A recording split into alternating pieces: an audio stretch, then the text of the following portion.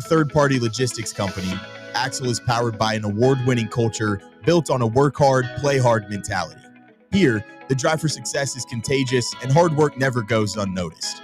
Whether you're just starting out or looking to level up, Axle Logistics is the place to launch your career. Join us and take your ambition to the stars. To learn more, visit axlelogistics.com.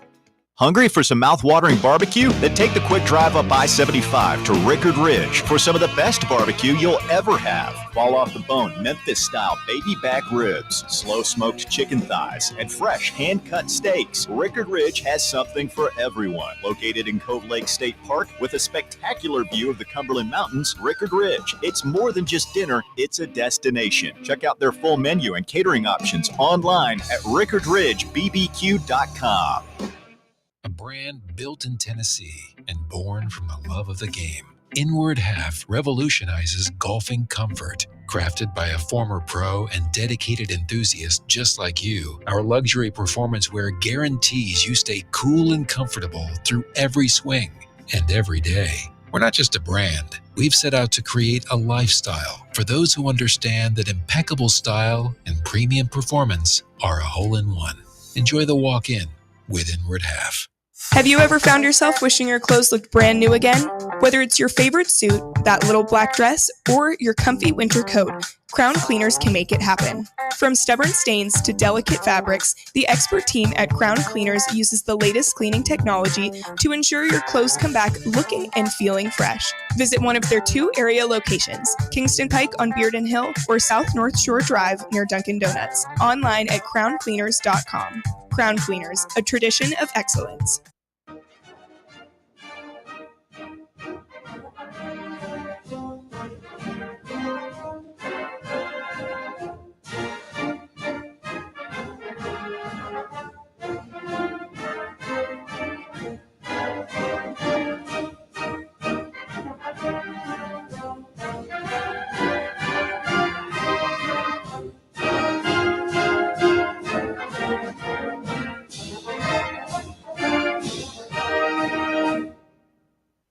You found the Tony Basilio stream at tonybasilio.com or on your smart FM 105.7 and AM 1340, WKGN Knoxville and W289CU Knoxville. Fan Run Radio. Ladies and gentlemen, boys and girls, children of all ages, Tony Basilio proudly brings to you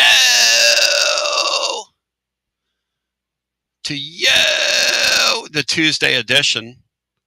And we welcome you in. We're fired up, folks, and prepared. Kudos to Alex Myers last night, who ran this show like I would have with an itchy trigger finger for all the Maroons that are out there. It's been a day of everybody snapping on everybody since the Oklahoma game. And, Matt, nothing like a good loss like that, you know, to get everybody at each other's throats. And that's where we are as I bring TGMD on a day where John Adams joins us. And here's the question for today. Aren't we overreacting just a little bit to the Oklahoma loss? I mean, people are telling me yesterday that Josh Heupel's lost the program, and I got a few texts from people today. So, well, you know, I'm talking to people inside the program, and he's lost the program. And, I mean, look, no offense to you, but this ain't my first rodeo, and I've been around here 30 years, and I've seen a lot of coaches that have allegedly lost the program who haven't lost the program. But you only get those texts and those calls after you lose games. All those games when you were winning ugly and committing all those penalties and doing all those silly things that this guy's program has done, but they got away with, you loved him. So don't be a hypocrite, okay? And all this stuff about, and I dealt with it today in the blog because that's what we do. And I called it out today. Those of you that are like making fun of this guy's appearance or calling him a hobo and saying that he, looks like Chumley from Pawn Stars and he dresses like a guy on that you would flip a buck to on the street. I mean, come on now. Let's be better. Can we be better than that? John, are you surprised that people are talking about this man's appearance and stuff like that after losing the game? Or is that kind of par for the course and how it goes when you lose and you get eliminated in the modern era? Oh, it's very much par for the course. But it's not as though it's that bizarre when you consider the background and track record for college football fans. Yep. I can remember the first year I was here, and I'd worked in other places where, like, in my home area in Baton Rouge. I was a columnist there for 5 years. Been in Jackson, Mississippi, Jacksonville, Florida. So I'm familiar with a lot of different fan bases, SEC fan bases in particular. So I know how they react, but still I was taken aback somewhat. It was 87 was my first year here. I forgot Tennessee's record that year, probably around 9-2, something like that. Yeah. It was a pretty good year. But after a loss, and I don't remember which one. Yeah. Didn't have email back then. Somebody had left me a voice message. Johnny Majors should be fired.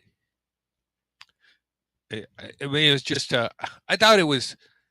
Are they kidding? Are people kidding or? No, he was serious. But I'm saying that I'm familiar with this, but even as familiar as I am with it, that still caught me a little bit off guard. It was that extreme. But if you go back to where Majors was at that point, yeah, 85, he'd just won the SEC championship.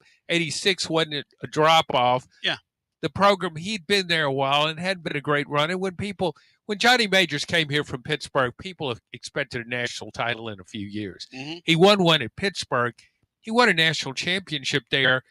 He built a program that was at the very bottom of college football and made it into the program. At Pitt. At Pitt. Out of nowhere. I mean. In like 4 years. Yes. Out of nowhere. Yeah. He took it. It wasn't just good. It was dominant. It was exciting, entertaining, and so all that kind of stuff. But so this is just the way it goes. But what's happened here, and I wrote my SEC newsletter this week on how Clark Lee at Vanderbilt should be the most hated coach among his peers for what he's done, because this really helps fuel this instant anger, instant rejection of that everything is wrong. Matt, our guy made a playoff last year.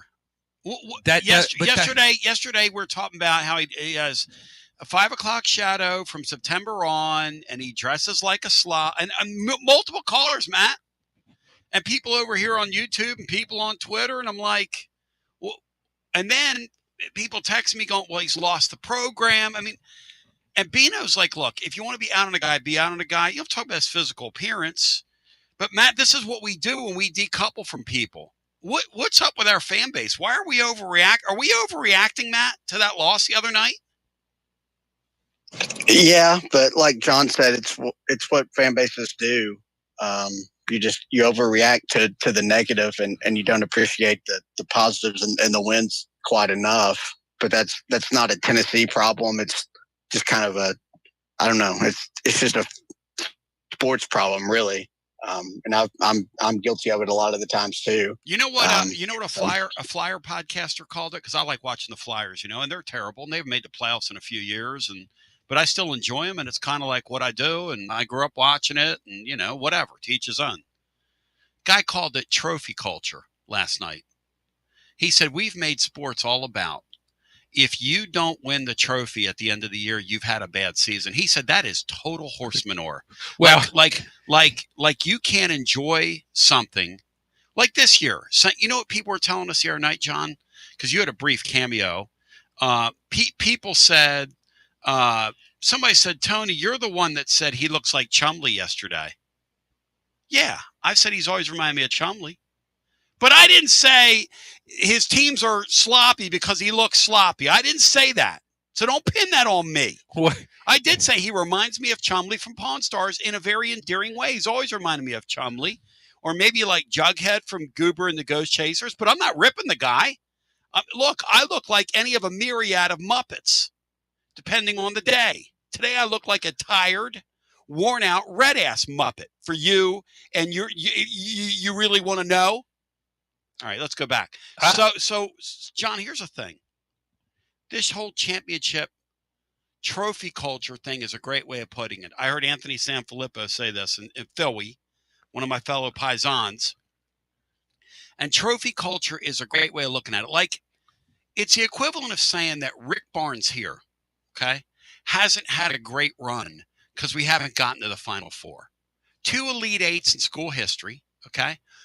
There was one when he got here. He's been to 2 of them now. John, does that diminish Rick Barnes in any way that he hasn't hung a banner over there in Thompson Bowling Arena? Which, by the way, depending on where you're sitting, because of Danny White's Dumbotron, you might be able to see it or you might not, depending on which end zone you're in. Hey, Danny, let them eat cake. What are you doing with your new Jumbotron where my son's in the 13th row last night and he can't see the other basket, Danny?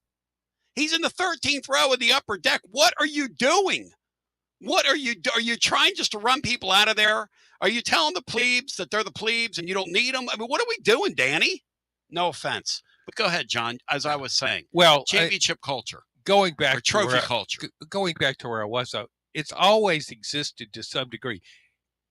Everybody, even when I first watched college football, wanted to be number one. Everybody wanted to chant, "We're number one." Everybody can't be number one, but that's what everybody wants. It's a dream. But now people like Clark Lee to go to Vanderbilt and you're in November. You're in November and you're playing in the SEC and you're Vanderbilt and you are still alive in the playoff hunt. Everybody looks at that like, well, if Vanderbilt can do it, why can't you? Why can't anybody? Indiana with Kirk Cignetti was a basketball school. Oh, gosh. Imagine if how many guys he gonna get fired, John? Oh, imagine if Kentucky would have done if he'd have gone to Kentucky and done what he's done at Indiana.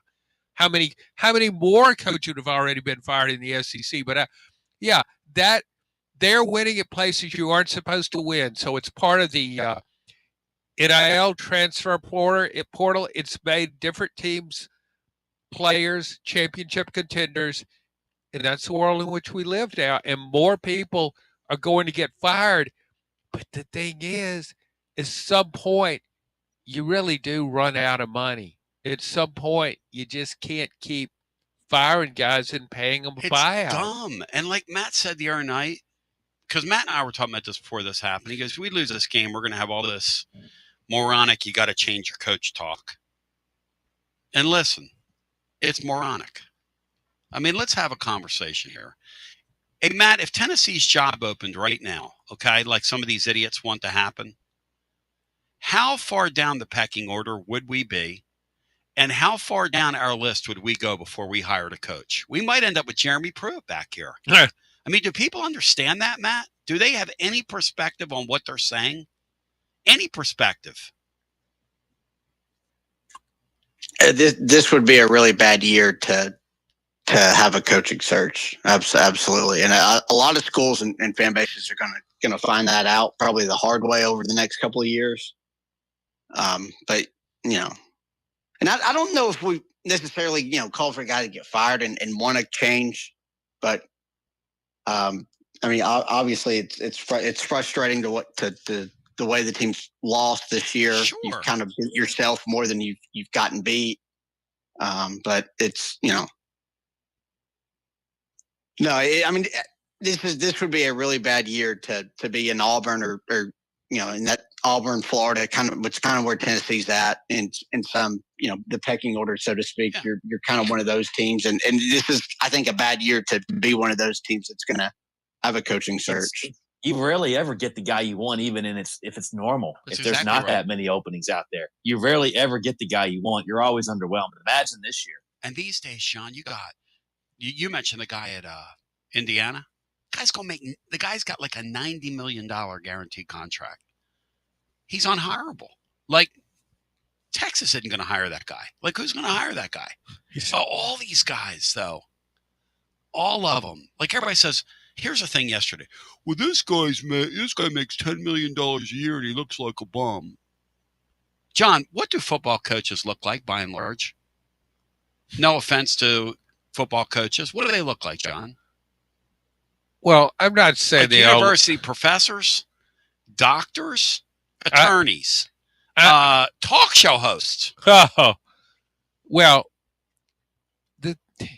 here's the thing: when things go sideways and you lose a game, there's just and I also think the increased betting on games, that has a big factor in this. You have people now following as popular as college football is in the Southeast, and it's king in the Southeast. As popular as it is, you still have some newbies to the party. You have some people that really weren't that interested in it, and now they're betting on games.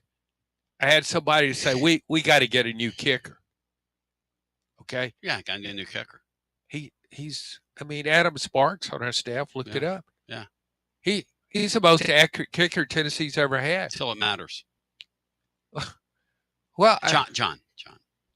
Okay, if I said to you, you're going to get like a stomach virus if he misses his kick, okay, would you want him kicking that or Jeff Hall, who's allegedly 15 points less than him on the charts for your stomach virus?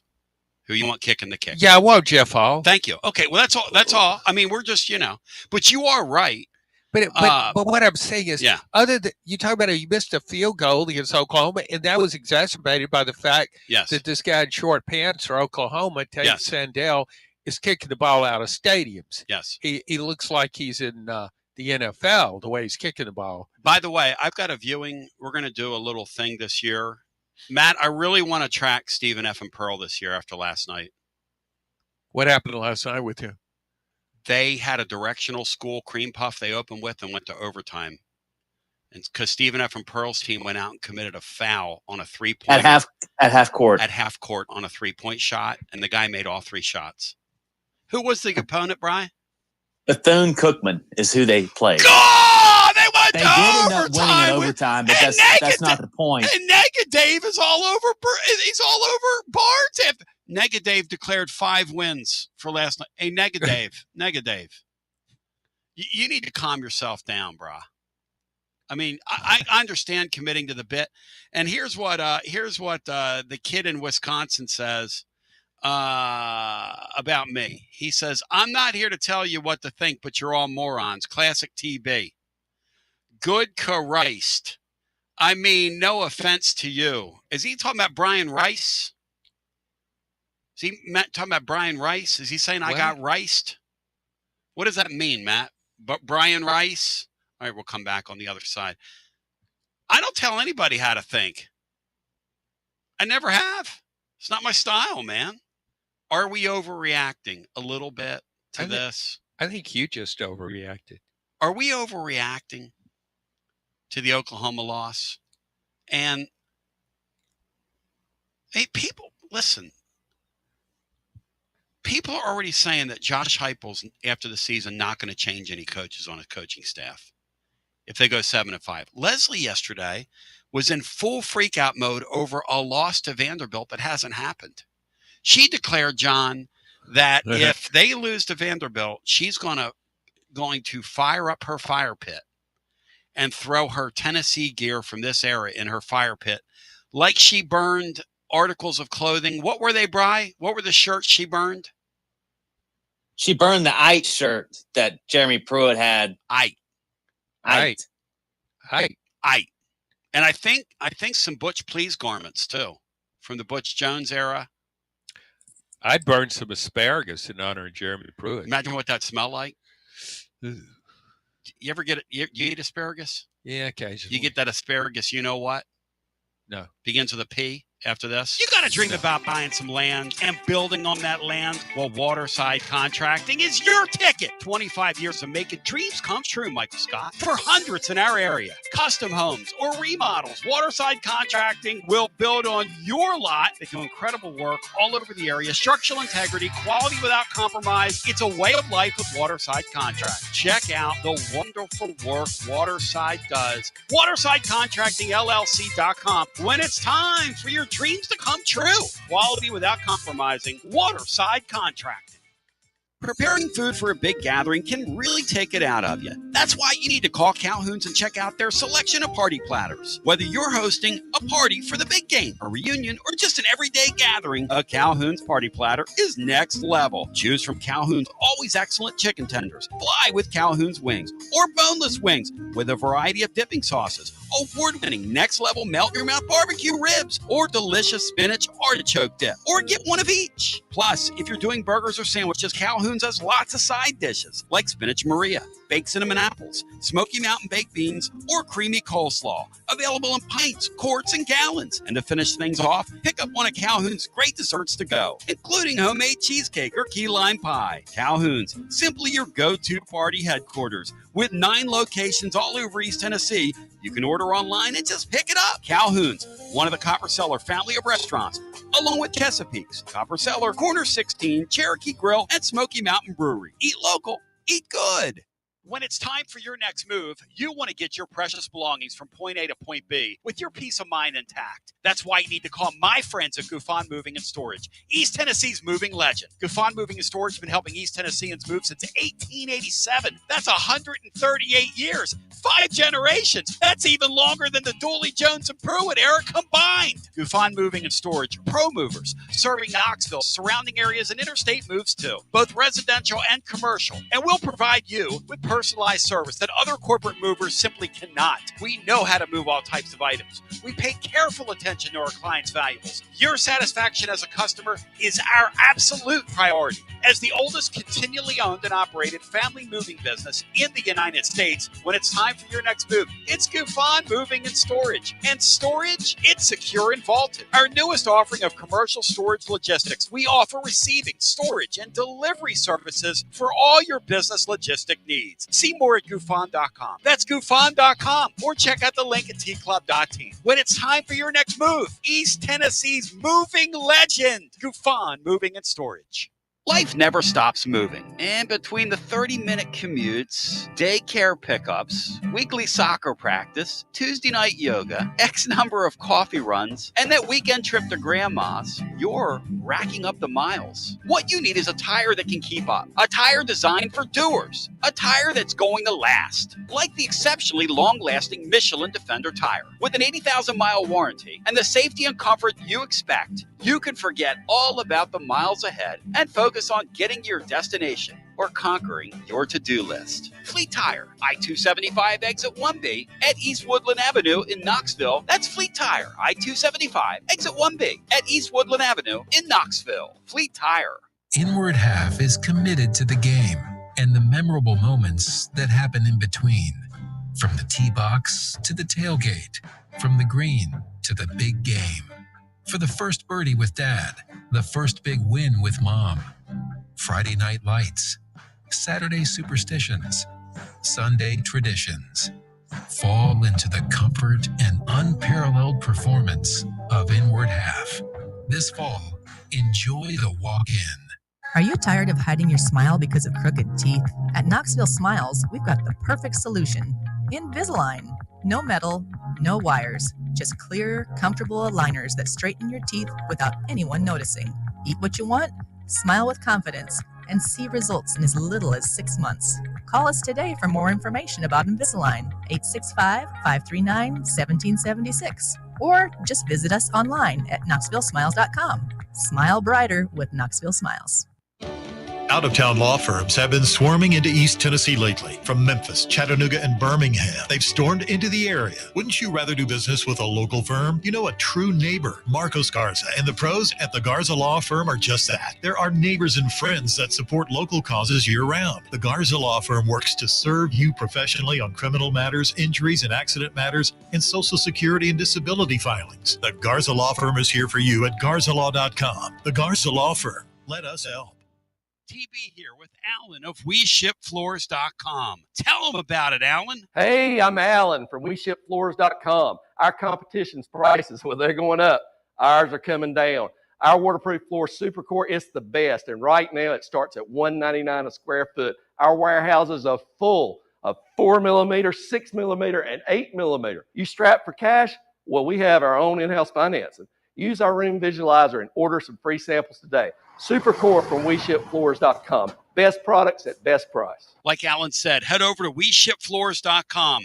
Use the room visualizer on the website. Drop in any of the 120 Supercore floors virtually into your room and order your free samples today.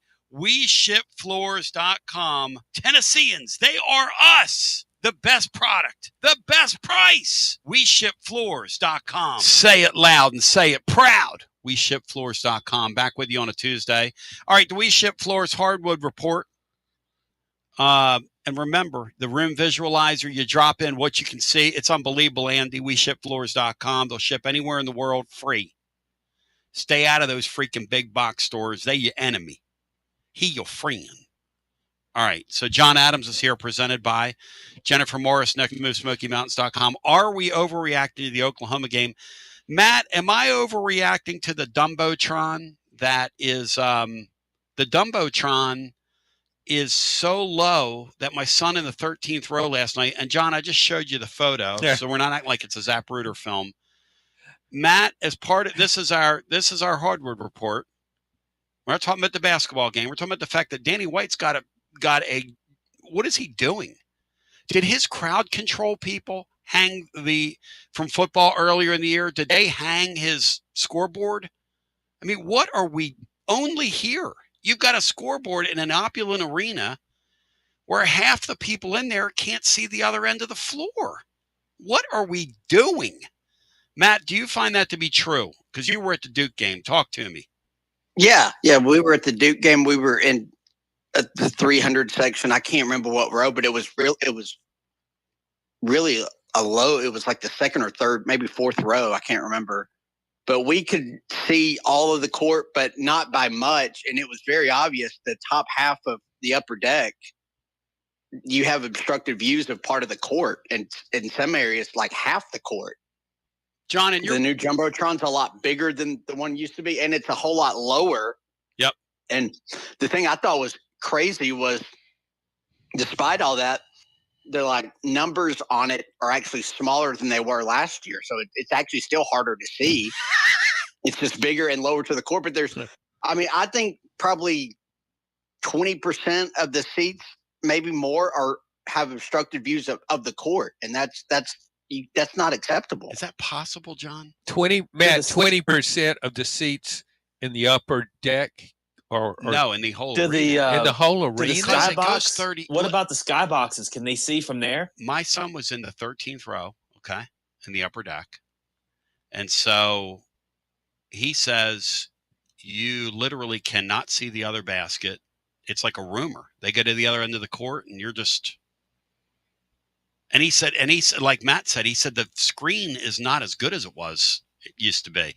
So you can't even really I don't understand what they're going for. Are they just going to drop the tarp and warp the stadium down? And so, did anybody test it? Andy, what are we doing? Did they go around the arena to see if you could see from every I realize he wouldn't be caught dead with the plebeians, but did anybody go into the upper deck and go, hey, what about the Marie Antoinette section? Let them eat cake. I mean, what are we doing? So they can't see a basketball. The basketball is shot, and some of the fans can't see whether it goes in or not. That would be correct. Well, they can tell by the roar or the crowd from people who can see. So it's not like they don't know what's happening. And that, ladies and gentlemen, is your We Ship Floors Hardwood Report. Congratulations to Danny White. We're not talking about the season opener. We're talking about the fact that we've gotten reports from multiple people, and now Matt Dixon corroborates that, well, you got people in your arena, well, maybe a few thousand on each side that, well, can't see the goal. But other than that, they're going to have a really good experience when they go to games this winter and into the spring. But let's go to the phones. Are we overreacting to the Oklahoma loss is the topic. We're going to the TLD Logistics phone lines. John, aren't we overreacting just a wee bit? We want Josh Heupel's job all of a sudden, and he can't coach, and the team plays like a slob, and this, that, and the other. Well, I've gotten some of those same kind of emails, but I haven't gotten anybody sending an email saying Josh Heupel needs to be fired. I'm sure some people think that, but once you fire a coach and pay him all that money, whom are you going to hire in today's climate? I mean, James Franklin won a lot of games at Penn State. Talk about overreacting. People basically overreacted there. Just think imagine if Tennessee would have lost to a winless UCLA team quarterback by none other than Nico Yamaleava. Which, by the way, where do you think he'll play next year? Tell him, hey Matt, tell him where Mark in the Lumbo thinks he's going to play. This is one of my great favorite Mark in the Lumbo bits. It's going to be Lane Kiffin's quarterback at Ole Miss. I actually thought that. God, Mark in the Lumbo. If that happens, guys, I will throw a party. I will literally throw a party in the winter when that happens, and y'all are invited. We'll do like a crawfish boil or something. Let's go to the phones on the TLD Logistics phone lines. Are we overreacting just a tad to the Oklahoma loss? Yeah, the Vols are eliminated from playoffs. If Tennessee gets home at 9-3 this year, it's an A-level coaching job. I will give that man a letter A for everything that's happened here. You've lost all those people on your defense, and you lost your quarterback in May. Nobody signs up for that, but we give no grace here. I don't know why. I mean, and then all of a sudden the guy's a hobo. He's a coaching hobo. Hello and welcome into our next call. You're on the air. Hey, what's going on, Tone? Who's your ball, Ryan? Hey, Ryan, welcome in. Okay, short answer, yes, we're overreacting. I'm going to throw a few things, if you permit me. Lane, to me, this gets down to two coaches on what's really grinded on people other than the loss, right? I think it's Lane Kiffin and Kurt Cignetti. Now, do y'all know what Lane Kiffin's record is in the last 4 years? That's 2021 to 2024. I bet Brian Hartman could guess. No. But how many games? Give me the number of games and let's try to guess. 39 and 13. Oh. 39 and 13. Well, he gave Do me you the know record. what Josh Heupel's record is from 2021 to 2024? What is it? 37 and 15. That's a 2-game difference. And Lane Kiffin lost to 3 coaches, 2 of which are fired last year to miss the playoffs. And the other one, Mark Stoops, it's like him and Kentucky are like people that haven't lived together for 3 years but are too lazy, or it's not financially convenient to get divorced, so they're technically married. But he's a fired coach, essentially. And, you know, yeah, the games count for Heupel, but that has to count too that we don't look at the flaws in the other coaches. Now, he needs to get better, but everybody does need to relax. Thank you. I mean, you want that handsome guy that's real quotable? Maybe he'd do better here. But their record is the same the last 4 years, effectively. Well, Mark, and when it comes to Kurt's, go ahead. Well, excuse me. Who's your ball, Ryan? Go ahead. What did I call it? Mark. Oh, we're talking Mark. Yeah, Ryan. Ryan, I'm sorry. I apologize. No, that's all right. People at Tennessee expect to be better than Ole Miss. Ole Miss is part of the problem. So is Vanderbilt. People don't expect Vanderbilt to be in playoff contention, and they don't expect Ole Miss to make the playoff. If you look at the history, the last 50 years at those places, and so that factors into it. There's a mentality. Well, if those guys can do it there, and I think that's why Lane Kiffin is perceived so well. If he can do that at Ole Miss, well, what can he do at Florida? What can he do at LSU? And Matt, do you agree with that? That the same. That those guys. Here's my thing. I came to a realization when I walked out of here yesterday, because Saturday night people were more exhausted than really angry about the game, because it's exhausting. You know, the whole thing is you're over there all day and you're just fried. And we're talking in the wee small hours of the morning. The Monday comes around and we have just an angry, just people are just snapping out on each other. Bino and the big Josh guy were screaming at each other in the third hour yesterday. And Big Josh was letting it rip, and Bino got right back in his face. And, you know, and that's what happens when you lose these games. Matt, if I came to a realization yesterday, if Danny White and Josh Heupel want to be in a new reality, Lose to Vanderbilt and let Vanderbilt go to the playoffs out of your building, because our fan base, if that happens, Matt, will be on full snap alert. I think that would be one of the darkest post-game shows we've ever had if that happens. Now, I'm not sure Vanderbilt's going to get there intact. Generally speaking, they probably screw it up this weekend against Auburn, and that's just another pretty good football game among two good teams. But, Matt, the conclusion I came to is lose to Vanderbilt, and this fan base is going to lose its mind. Am I right or wrong in that? No, you're right. That's correct. Well, that's what I walked out here. I didn't realize that. Sure. But yeah, Heupel needs to beat Vanderbilt here. You better win that game. Absolutely. Because it's going to hang over him way worse than that Ohio State game did. I mean, way worse. I'm telling Danny White and Josh Heupel right now, you guys better figure out a way to beat Vanderbilt in your own building, and you guys better pray like crazy that game is not for a playoff berth for Vanderbilt, because if it is, Danny, your 24,000 fictitious seat waiting list that doesn't exist is going to get a real challenge like it never has. And Josh, you're going to wake up in a new Bugatti, brother. You're going to be in a new reality. Don't lose that game. Ryan makes another good point in his comparison he's comparing Kiffin. I was looking at it from a little bit different. Kiffin's not the only guy who's sought after. Yeah. Eli Drakowitz has done a really nice job at Missouri. He's done better than I thought he would. But I checked the records with Eli Drakowitz and Josh Heupel.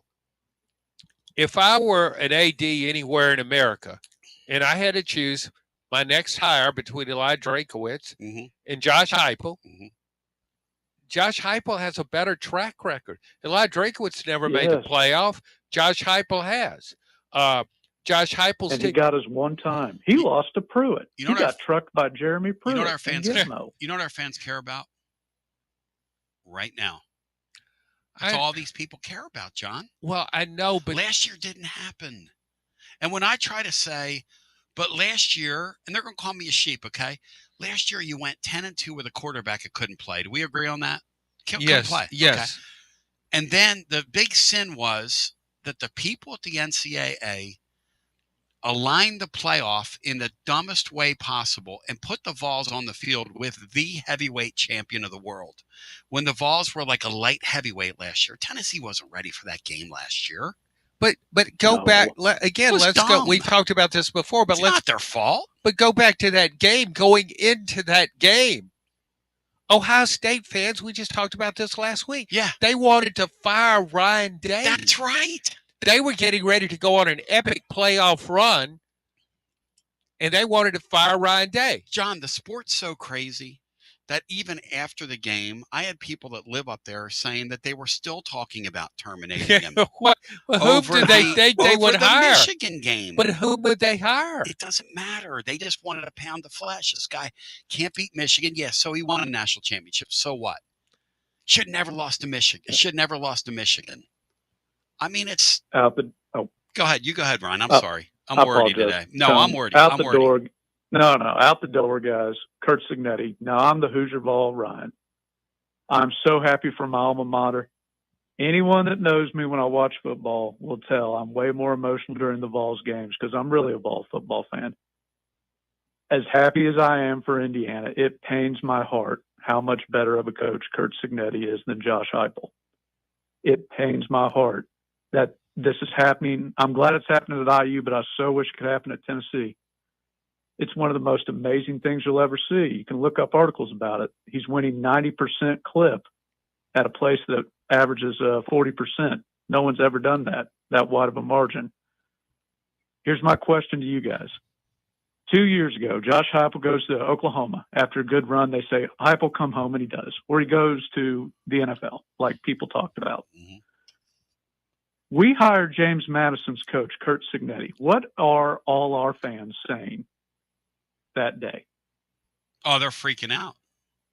See that, and he might be he's the second best coach in America. I'll say it. Other than Kirby Smart, he's the second best coach in America. Thank you. Here's the problem, and Matt was talking about this last week. It's time for ADs to start thinking about, and C was saying this too. It's not important to win the press conference. When they hired this Lady Vols coach, Kim Caldwell, people were laughing. It's not important to win the press conference.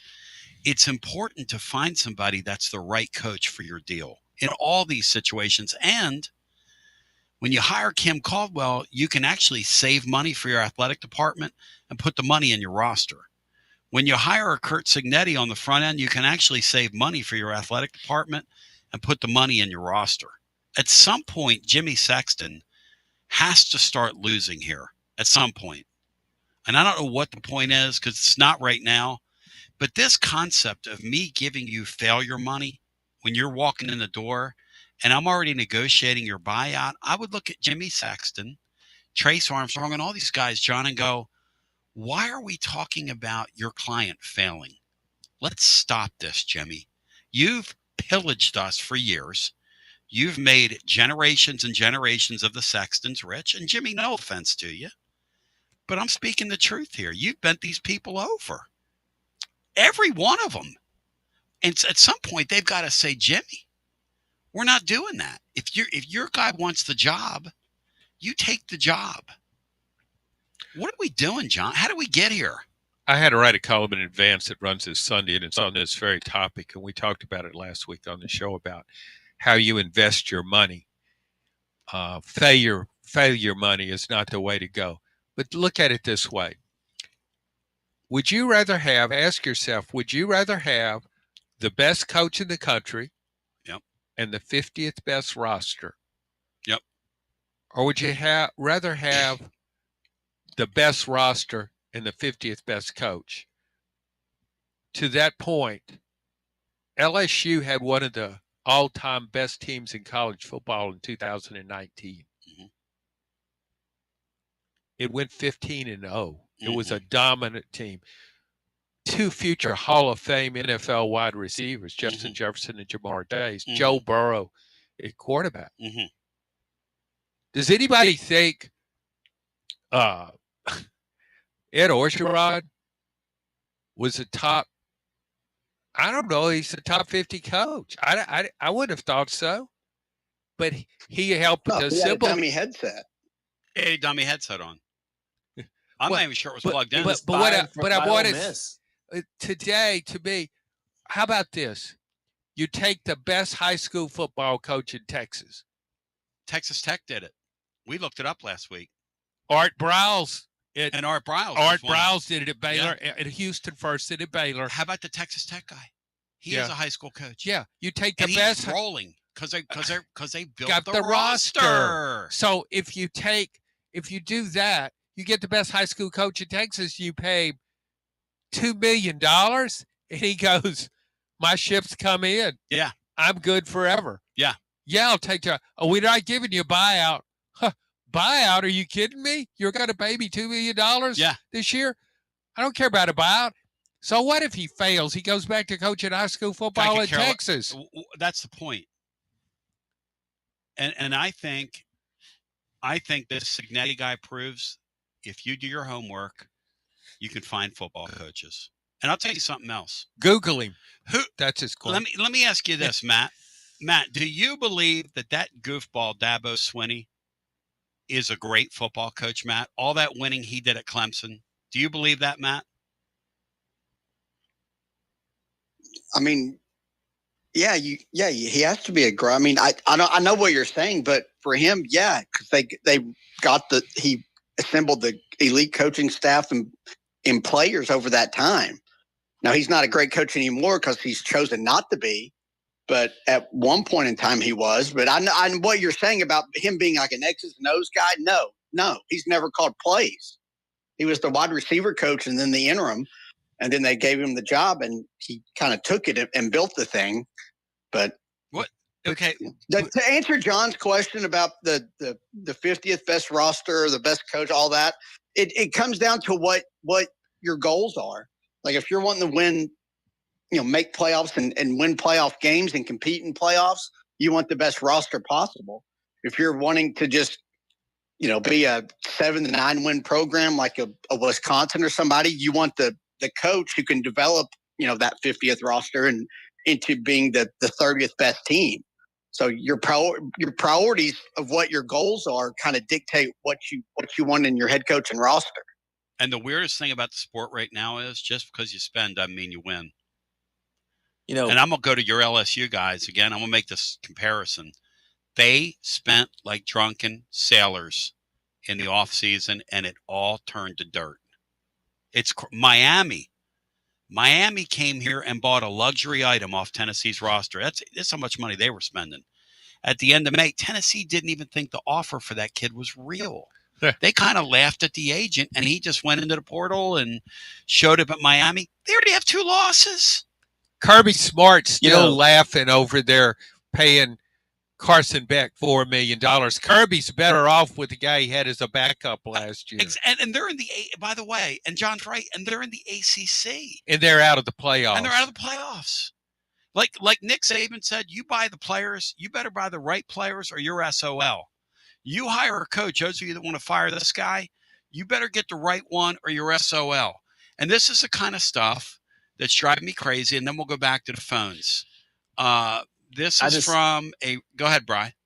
I just wanted to say that I think the worst thing that Heupel did was that Georgia game was so competitive that, and that's why the loss stings, that everyone thought, well, they can run the table, go 11-1. And if they just gone out and lost to Georgia by a couple scores, maybe you wouldn't feel as angst right now and as mad as they do. But they saw what they did against Georgia, and expectations probably went too high. Well, also, there were so many contributing factors to this. But again, it's just the Georgia game was a great game. Tennessee lost it. Yeah. Kicker missed a field goal. Yep. His game management wasn't great, but he's going against the best game manager in college football. Kirby Smart on game day usually, for what it's worth, outsmarts the other guy. It's just usually how it goes. Mm-hmm. But the other games, Alabama game, so he loses by, 17? Yeah. But it wasn't a blowout loss. No. So, and Tennessee has been losing in blowouts to Alabama for a long time and to Georgia. Yeah. On the road. Yeah. Oh, yeah. Oh, yeah. Because you're beating them in your building. You're not beating Georgia. This guy gets no credit, by the way, for the winning and going 50-50 against Florida and Alabama in his building all of a sudden. That's out the window. That can never happen. I think also the way you lose to Oklahoma. Yeah. We talk about with Heupel because he has one game that's inexplicable every year. Yeah. Which one is it this year? It's the Oklahoma game. Here's why. Okay, even though it's at home, Oklahoma is a handicapped football team. It has no offense. Doesn't really run the ball well. Its offense consistent. It's the old LSU Matt Mock offense of quarterback draw. Yeah. It's Oklahoma's version of that. John Mateer, I like the guy. He plays hard as he can. He doesn't care if he gets hurt. Yeah. He's all in. He's trying to win one for the Gipper. Yeah. I really like John Mateer, but he's playing with a broken hand. He's not a serious player, though.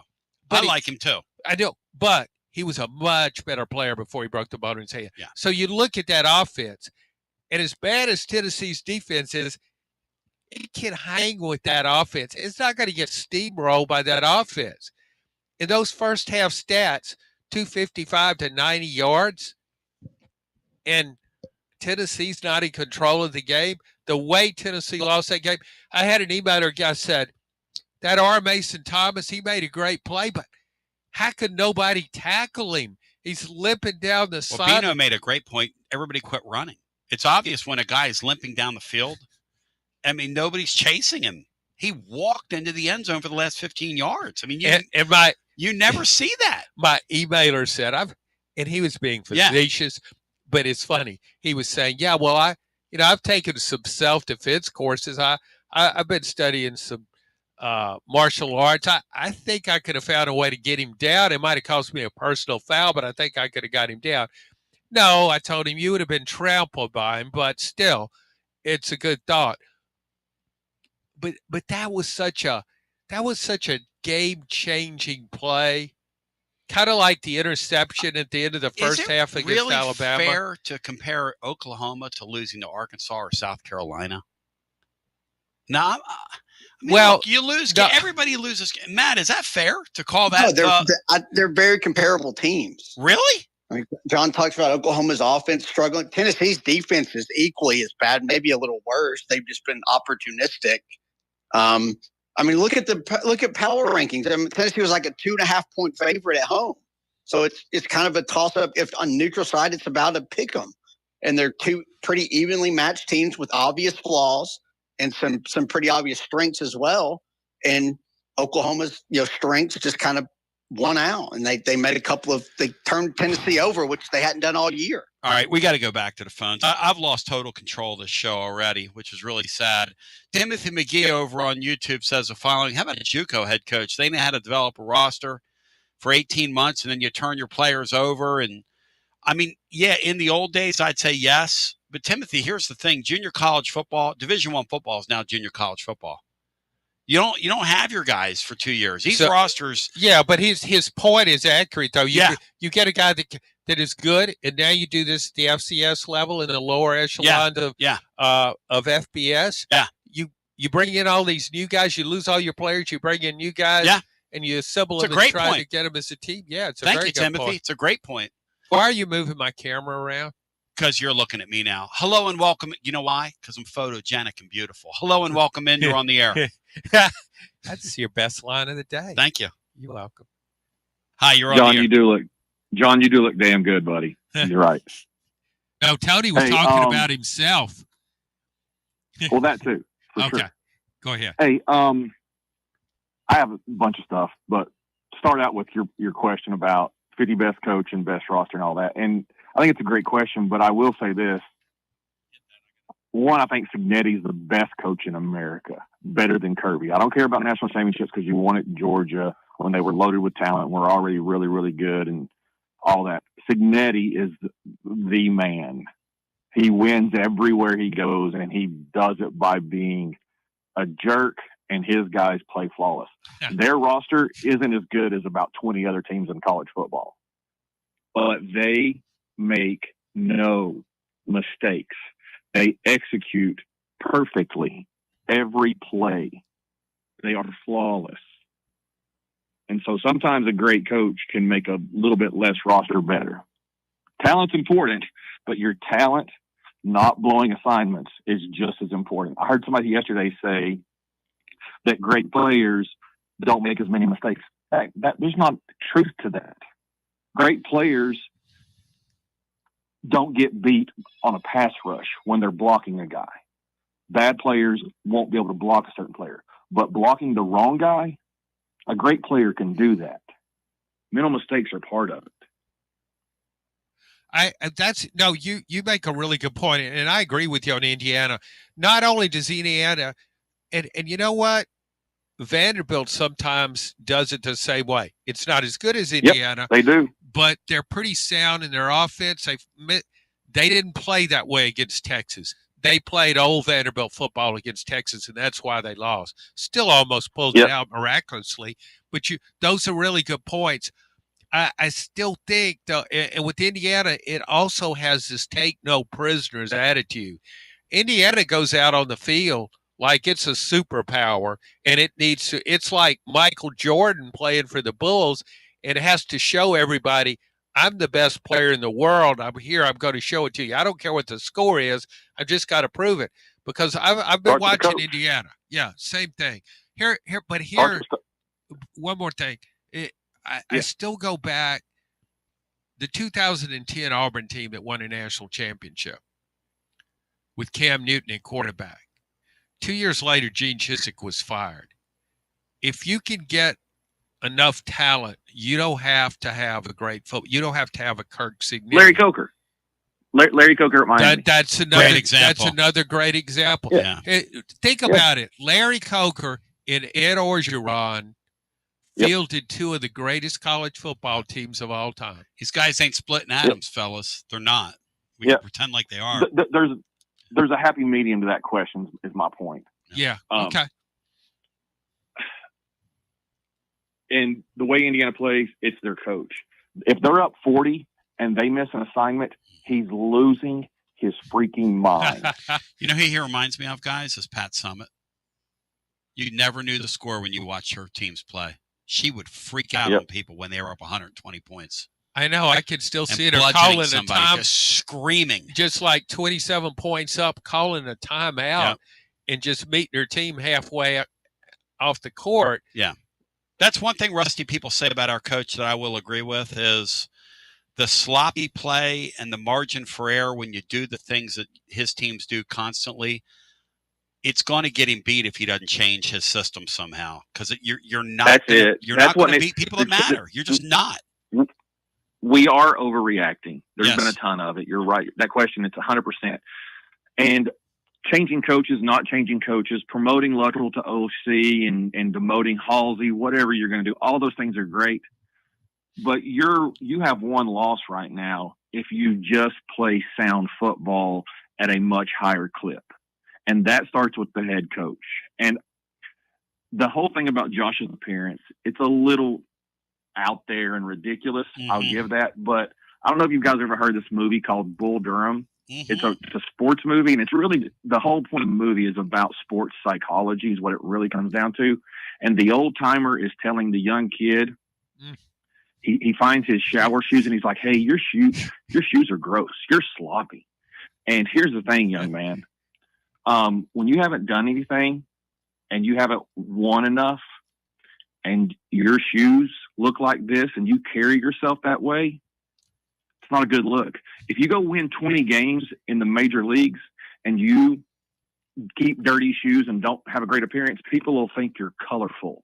But until you do, it means you're a slob. That's a great point. And I that reminds me of my Little League baseball coach. He always told us, you can look like a baseball player even if you can't play like one. He was really big on our appearance when we took the field. But what does a head coach look like? People say it's this guy. Perception. It's perception. What do they want him to Your do? team plays sloppy, and if you look a little sloppy, people are going to say it all correlates. Now, is it right? I don't know.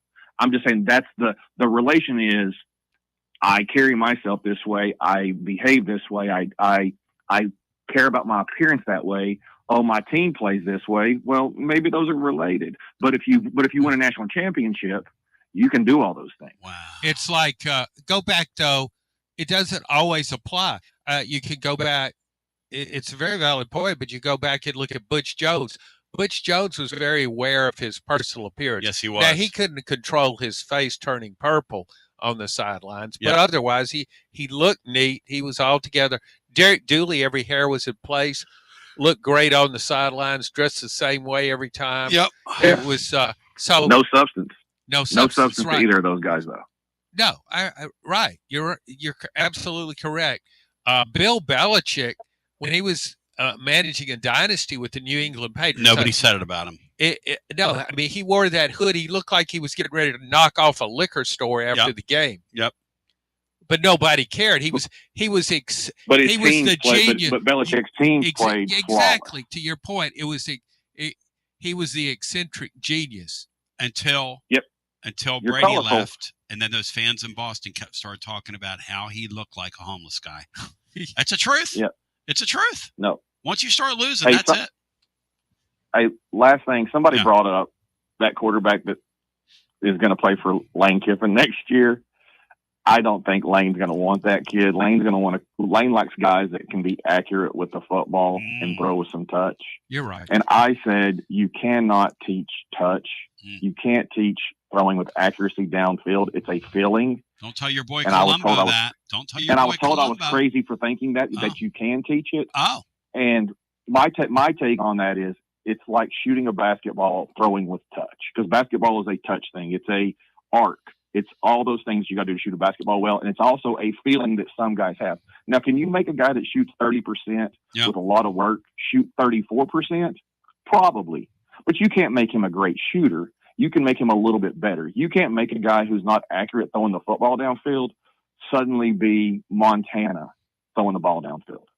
Well, This listen, can't happen. I appreciate you. Thank you. You got to talk to your boy Columbo, though. who has this fixation with two things in life. The three things, really. One of them's off the table now. One of them was her fuse. Was what? Her fuse. Brian, who's her fuse? Tell John. That is what the late, great caller Roger would call Hugh Freeze. Hugh Furs. So one is her fuse. Two is a quarterback that will not be named at UCLA.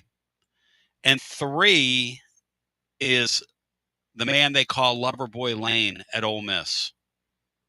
Three obsessions of Mark and Colombo, and he's trying to take two of his obsessions, which would be like taking the chocolate and mixing it with the peanut butter. Mark's own football Reese's peanut butter cup, ladies and gentlemen, would be the uniting of Lane Kiffin and the quarterback that will not be named, who I have dubbed the Polynesian Prince. Boy, those Reese things are good. Do you like them? Oh, Mark God. and Colombo. Belly up to the bar, big boy. After this, hour two, more calls. You're listening to FM 105.7 and AM 1340, WKGN Knoxville, and W289CU Knoxville. Fan Run Radio. It's the hottest post-game show on the planet. Garza Law, fifth quarter fan reaction. Fan reaction. As soon as the final gun sounds, we're live. Score a TD every time with T3 Vodka. T3 is Tennessee's premium vodka, handcrafted with passion, precision, and a whole lot of pride. T3 Vodka is taking the volunteer state by storm. T3 Vodka, handcrafted in the majesty of the foothills of the Great Smoky Mountains, where quality isn't just a promise, it's a way of life. Filtered 10 times and 80 proof. T3 Vodka delivers a smoothness that's unmatched. This dedication to excellence has already earned T3 Vodka prestigious accolades. T3 is a 5-time gold medal winning vodka and the 2025 SIPS Consumer Choice Award medal winner. Whether you're sipping it neat or on the rocks or mixing up your favorite cocktail, T3 Vodka is your choice for a premium, award-winning experience. Score a T3 TD and ask for T3 Vodka by name at restaurants and wine and liquor stores today. Drink it neat, drink it right, drink T3 Vodka, and score a touchdown every time. T3, Tennessee's premium vodka, distributed by Athens Distributing Company. Please drink responsibly. Basilio here. No one does it like Alumni Hall. I'm here to tell you, living Vol fan, only one place that's the best place to shop for Tennessee gear, and that's Alumni Hall. The best and largest selection of Tennessee apparel for the whole family. Top brands like Nike and Champion, Columbia, Peter Millar. Load up on hats, accessories, Yeti, all your tailgating necessities. Download the Alumni Hall app, click account, and it'll tell you how much Hall cash you've earned. You earn $10 in rewards for every $150 you spend. Alumni Hall, with physical locations in Murfreesboro, Bristol, and 3 locations in Knoxville, now open in Johnson City. Pop into Alumni Hall and get ready and tell them Tony B sent you. When it's time for a fresh coat of paint, run, don't walk to Walker's Painting. Interior and exterior, Walker's Painting's been making it beautiful since 1999 across the Knoxville area. New construction, repaints, commercial, residential, free estimates available. And get this, mention you heard Walker's Painting on the Basilio Show, 10% off your first job. Let's go! Run, don't walk to Walker's Painting.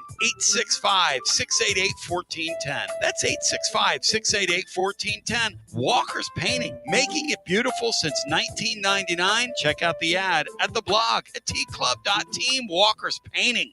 Hi, I'm Jim Simpson, owner of Simpson Meats. When's the last time you grilled a really good burger or steak? One your friends still talk about. Our goal at Simpson Meats is to make that happen every time you have a cookout. All of our cuts of meats, steaks, burgers, briskets, and pork are always fresh, flavorful, and sustainably sourced. We are family owned, so we know the importance of knowing how and where your food is raised. We have been putting quality first since 1888. Visit our butcher shop off Lovell Road or online at simpsonmeats.com. Okay, so we really need uniforms and equipment for this season. Can I trust you with that? Cool, I'll just order them online.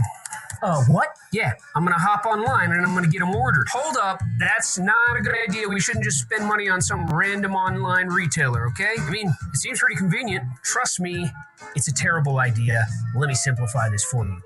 SM Athletics. Okay, how do you pronounce it? SM Athletics? They're the go-to for uniforms and equipment, whether it's for universities, high schools, youth leagues, you name it. So why wouldn't you rather go with professionals who can guide us through the process, design the perfect uniforms, and deliver the best equipment? Yeah, I guess that makes sense. What's the name again? SM Athletics. Right. It's definitely smarter to go with a company that emphasizes customer service, fair pricing, and, of course, excellent products. Exactly. So, yeah, I guess it's settled then. For uniforms and equipment for all sports, it's SM Athletics. Yeah, it's another day, but what kind of day is it really? A day of doom scrolling? Laundry day? Nah, it's a White Claw day. Light and refreshing tasting, uniquely cold way filtered. There's an iconic flavor for everyone. So grab a pack, grab your friends. Make the most of each day with those who matter most. When you're together with White Claw, every day is a once-in-a-lifetime experience. You just gotta grab it. White Claw. Grab life by the claw. Please drink responsibly. Hard seltzer with flavors. White Claw Seltzer Works, Chicago, Illinois. Got a problem tree looming over your home? Call ECR Total Landscapes. Whether it's trimming, removal, or storm cleanup, our certified pros get the job done safely and efficiently. We're licensed, insured, and ready 24/7 for emergency calls. Big or small, we cut them all. ECR Total Landscapes. Call now for a free estimate, 865-384-2012, and mention promo code FANRUN for free stump grinding on any tree removal now through the end of the year. Also, visit us at ecrtotallandscapes.com. Basilio here for Budget Transmissions. TGMD, the great Matt Dixon, took his Ford Escape to budget, and like our Gold Bullet back in the day, it was a total mess. And now, Matt's back in the game. He's got a new transmission, axle, wheel bearing, both radiator hoses, engine mounts, coolant hoses. I mean, his Ford Escape was about to escape to the junkyard, but he didn't begrudge it. He took it to budget, and now he's on his way back to Omaha. Budget Transmissions, over 30 years in business, conveniently located in Bearden. All extended service contracts are honored. A gold certified Repair Pal member. 865-584-4391. 865-584-4391. Budget Transmissions. Don't begrudge it. Take it to budget. Hey there, Basilio family. Jennifer Morris here with Keller Williams Realty. The countdown to fall football is on. Is your fall plan missing the perfect home to watch the Vols make another playoff run? If a new view is on your game day checklist, I'm ready to help you find it. Don't wait until kickoff. Give me a call today at 865-694-5904 or visit my website at nextmovesmokymountains.com. That's nextmovesmokymountains.com, and go Vols. Josh Collins at Collins Insurance Agency. At Collins Insurance, we strive to ensure our customers receive better coverage along with bigger savings. Our community is important to us. We want to provide exceptional service to our customers. Anybody can provide great rates, great coverage, but can you also get great service? And hey, don't just take my word for it. What's up, everybody? Zakai Ziegler here. My family turns to Collins Insurance Agency for the best service, coverage, and price. So don't just go online and get some random insurance. Experience the Collins Insurance difference. Like he said, experience the Collins Insurance difference. CollinsInsuranceTN.com. CollinsInsuranceTN.com. And hey, their Mama's Easy approved. CollinsInsuranceTN.com. Thank you to Josh Collins and ZZ. One more thing, Tony. Go Vols! TB back with you. Hey, Josh, we need to do something new, man. That's getting on my last nerve. But I love you at the Collins Insurance Agency. By the way, the playbook with William Pattison coming up next. 865-200-5402. I don't get. I just don't get the overreaction. John referred to the Oklahoma loss as our aberration game, or I don't know, man. I just have trouble I have trouble comparing losing to Arkansas last year out of nowhere and losing to Oklahoma in the same breath. But then again, thinking about it, at any point this season did it ever dawn on me we were losing Oklahoma in our building? Because I had come to believe that we weren't going to lose any games in our building outside of Georgia this year. I thought our losses this year would be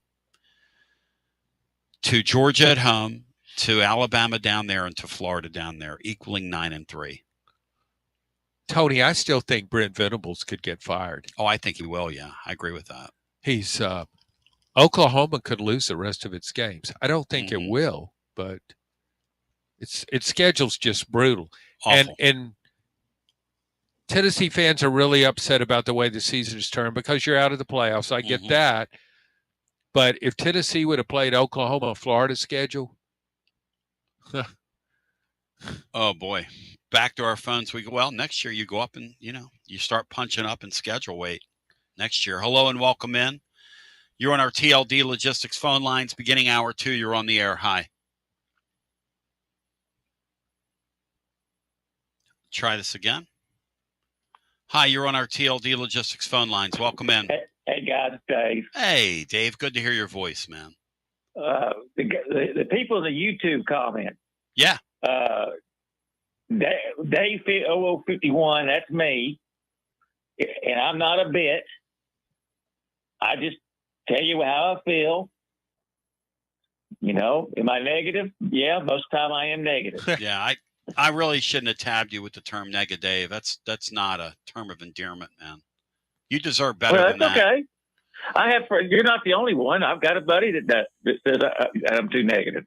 So it's pretty obvious how I am. Well, I've never met you, but I consider you a buddy. I've never met you, but I consider you a buddy, Dave. But I think it's impressive Dave's self-awareness. He's not hiding from it. He knows who he is. Oh no, if like later today, I'm going to go walk in the park, and if Dave was out there, we'd have rain clouds following us. We'd have that one cell on a sunny day, raining right on you. Isolated showers, they could call Dave. But I'm that way. I'm that way about my Cardinals. I'm that way about my Vols. Yep. And that's just the way it is. And Fleet Pete says, "Hey Dave, you're a negabit. You're just doing a negabit," he said. No, I'm not doing a negabit.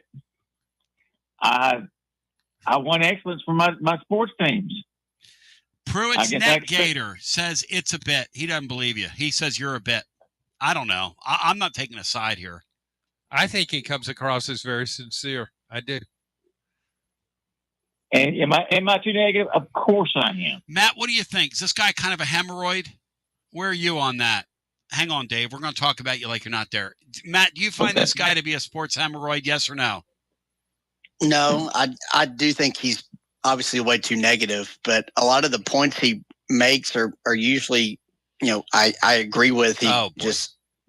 Being negative all the time just kind of, waters his points down. Like UT9099 says, when Dave calls in, I tune out. He gave me the peace sign, Dave, so you just lost me a listener. Yeah, I apologize for that. The thing about the way I go about it the way I go about it. But, if in today's sports, it's the money that's involved. Yep. If you don't win, you'll get fired. I mean, it's just the way it is. Dave, newsflash. Every one of these coaches is going to get fired. Exactly. Well, then, Dave, that's all you talk about, though. You've been saying Rick Barnes for years is going to get fired. Tony Vitello. Hang on. The year Tony Vols won the World Series, you came on here and freaked out on him. And they won the World Series. Dave, come on, man. And last night, you said something about a 5-win basketball season. And I'm going, Dave, you know that last night was the first game, and they've got like 10 new players, and they only have like 3 holdovers from last year, and those are 3 front court guys. Dave, you know better than that. Come on, I got 4 holdovers. Well, hey, but let me ask you this. Who is Tennessee's shooting guard? Oh, jeez, here we go. I'm serious. Can they develop somebody? Can they find somebody, Dave? Do you think that Abram kid's going to be any good? I mean, he looks like Ron Slay from back in the day. I mean, he's got a headband on. That should count the only for guy something. that they got a chance to get it there is the Ethan Berg kid. Yeah, Borg from Israel. Right. Yep. Because there's nobody else that can shoot. If we're depending on Boswell to be the number 2 guard, now does he play decent defense? Yes. Yeah, that's but what he can't they're score. going to put him out there every once in a while for defense. He's not going to be your go-to or starting 2 guard. And by the way, the other kid, Gillespie's not going to look like that once the season gets underway. Hope not. Well, he's not, Dave. And he's only. But I tell you what, and I was talking to my buddy about this. Oh, boy. Let me tell you something. Go ahead. For everybody that didn't appreciate that number 5 kid that was on the court the last 4 years, now was he an unbelievable shooter or anything? No. Well, let me tell you something. That kid, that 5'9" point guard, controlled the game on both ends of the court. He got to any place he wanted to on the offensive end, and he took your best player, your best ball handler on the defensive end. That's how good Zakai Ziegler was. Very good player. That's how good. How good. Y'all have a great day. Very good player. But to draw conclusions on one of these basketball teams, besides Stephen Pearl, now I will draw conclusions on him. Bethune-Cookman in overtime?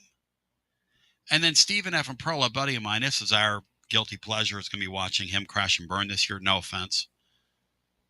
He was up there quoting all these analytics last night, Matt.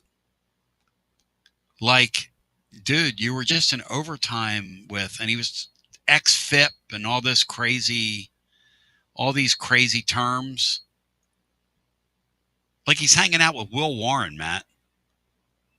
Who is Stephen F. and Pearl fooling? And his dad, I love his dad, but he left him a roster that he's not going to, How long do you think he'll be the coach? The over-under is 2.5 seasons, and I'm taking the under. 2.5 would be the number I'd install. Yeah, that'd be that's the betting line. And I will go 2 this season and next season, and they will go find a new coach. But Bruce set his son up to get a cash buyout. That will be huge. It'd be interesting to see what the terms are of that deal. But they owed it to Bruce to give the kid that money. Right? Yeah, well, look what Auburn basketball was before Bruce arrived. But I wonder if they're going to, how much of that they will lose without Bruce. As Brian Hartman said, BBB, bring back Bar B. It's kind of like, what kind of steam will Tennessee baseball lose without Tony Vols? But until I saw Elander's glow up. And I thought to myself, that guy looks pretty attractive over there. I think he could still hold some of the female population. Wait, so Elander's appearance does matter? What does that mean? Well, talk about Heupel yesterday, and now you're talking about Elander's glow up, giving you more confidence in the program. Well, Tony, I don't think it really shouldn't matter there either. I'm talking about the ladies. I was talking about the ladies. The ladies are what drove the Tennessee baseball thing. You go to those games and look at the women in the stands. You know that, Matt. The website, Tony V, is the only 10 I see. Yep. And John Lurk's on there, by the way. On your, let's go. On there. Interesting. Let's go to the phones. Our TLD Logistics phone line. John just told on himself. Tony B is the only 10 I see. Just ladies, all you can do is change one letter, and you get to keep your website and stay in the Italian family, and I will gladly come make appearances. Hello and welcome in. You're on the air.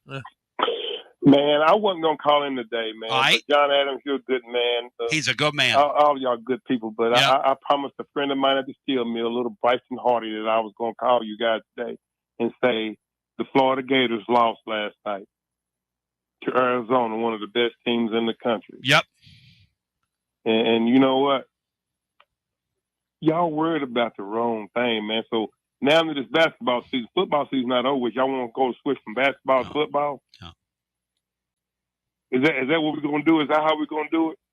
We haven't talked about basketball at all on here, except for Danny White's got a scoreboard where you can only see half the goal. It's like he's like we're back in Connie Mack Stadium in the 50s. My dad used to tell me that they were so poor, the only seats they could get were those obstructed view seats. He said, I'd go to the baseball game and sit behind a pole. I sat behind a pole at Crossley Field. So you know what I'm talking about. Crossley Field in Cincinnati. You know what I'm talking about. Yeah. Yeah.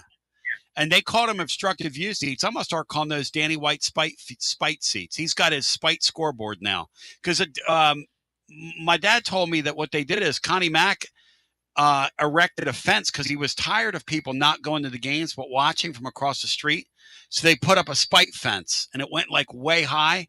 And Danny White's got a spite scoreboard. If you don't give enough money, you get to sit up there and watch half the game. Is that really happening? That photo my son sent me, is that really true? Tony. Yeah. Let Florida make his I'm points. sorry, man. Come on. I'm controlling Florida's phone call. That is rude. Bad. Hey, man, you rude to me like you was rude to Dave yesterday. I'm used to the rudeness, man. I don't care about that. You can be rude to me all you want to, Tony B, because every time I see you, every time I hear you, I'm calling. So be mean, bro. Be mean. Do all you want to do, brother. But I'm still gonna come and see you, and I'm still gonna call. Heupel's Razor, without me, your ratings would be in the dump. Heupel's Razor says the following about you, and Heupel's Razor is now really posting here over on YouTube. Says Florida is one of the all-time worst callers, but he does a great job of representing that fan base. Tell him I said thank you, because you know that gives me prowess that I know that he don't know what the hell he talking about. Well, it also should make you proud that you're in his head. Yeah, Heupel's Razor is a sharp caller, though. Thank you. I'm gonna stand Literally. there now. Literally. 'Cause I'm gonna remember that name, Heupel's Razor. I'm gonna remember that name. All right. And I'm coming at him. But I just wanted to say y'all have a good day, man. Just calling in the mess today. That's it? Yes, that's it. That's all you're going to get today, Tony B. Are you worried about your Florida basketball team that lost last night? No. Just like, listen, I told my friend, I said, Tony B asked me to come on yesterday. Yep. And say that, you know what, how about just make these Tennessee fans just won't Heupel out even more. But you know what? Y'all some fair weather fans, man. Hey, Tony, I'm telling the truth about you today. You see how you do me? See how I must have missed that. But you're huh? I did what? I asked you to come on. What? You asked me to come on yesterday. Show. What are you talking? Yeah, you asked me to come on the show yesterday. What are you talking? Man, Florida. When you're Florida, when you start doing what you're doing, this fantasy thing, I go like this: 5 and a 4 and a tria and a dose and a unci, and you're out of here. Don't do that to me, Florida, you clown. People believe stuff like that. I'm glad Florida called. He hasn't called in a while when I've been on. He's a clown. And your team's slaw. But we go back to the phones. A Florida fan calling Tennessee's fans fair weather is really, really rich. That's one of the more incredible lines I've heard on this show. Because if they go, Matt, 1 for 2 for their next game, how many empty seats for the Tennessee game down there? If they go 1-1 in their next 2? It'll probably be a pretty sparse crowd. The only concern is it'll be their first home game in well over a month, so it could be a juiced up kind of a rally of the troops deal, which is a concern of mine. And I do think there's a sense of pride in that game that they brought to that Georgia matchup. I think Tennessee, with those athletes, with those kids, will bring out the best in them, John, to want to compete and not let the Vols win in their building. You mean the Commodores? No, I'm talking about the Florida Gators in a couple weeks down there.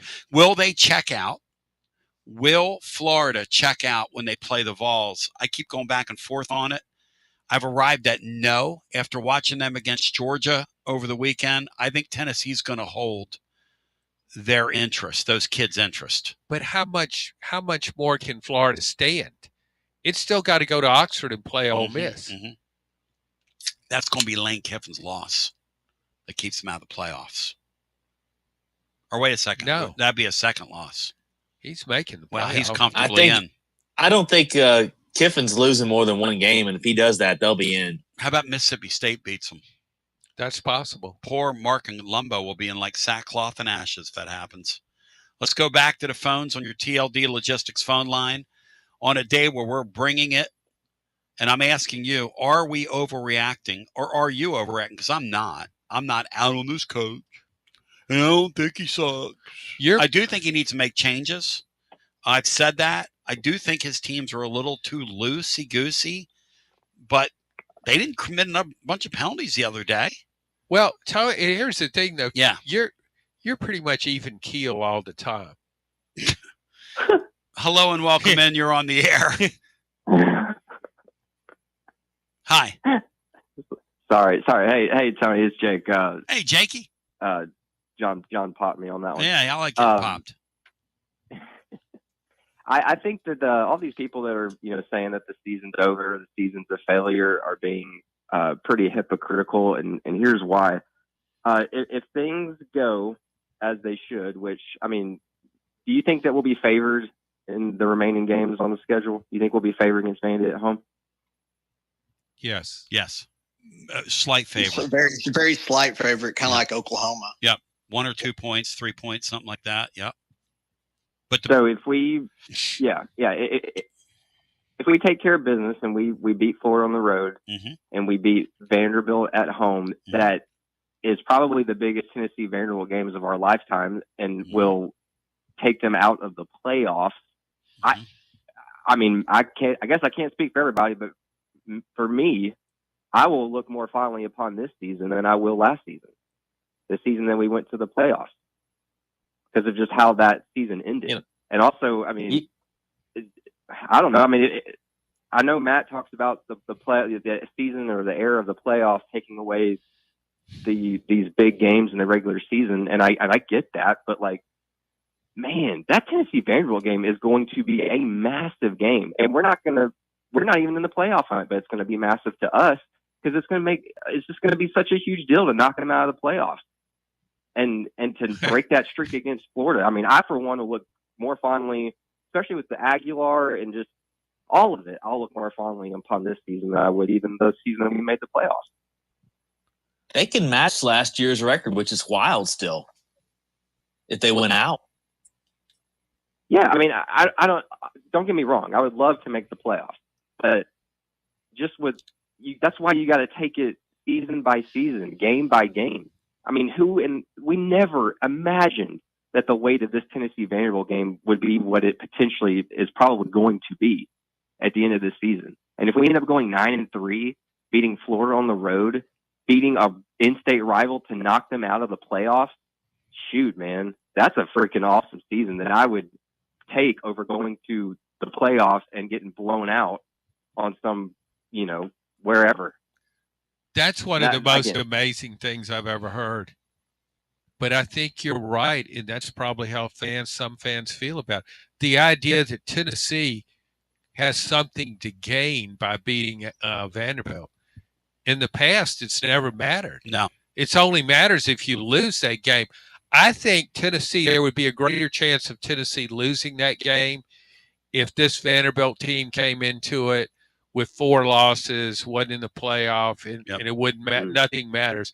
I do think self-pride will come to the fore for Tennessee in that game. Hey, John. Yeah. It better, because if you lose that game, I'm telling you right now, the fan base is going to freak out on that athletic director. They think it's bad right now. Why would they freak out on the AD? It'll be the coach. Both of them. The AD is going to get so much pressure, it's going to be insane. And the head coach is going to be in a new reality. I'm just telling you, I know this fan base. This little mini freak out we've had over Oklahoma, be magnified.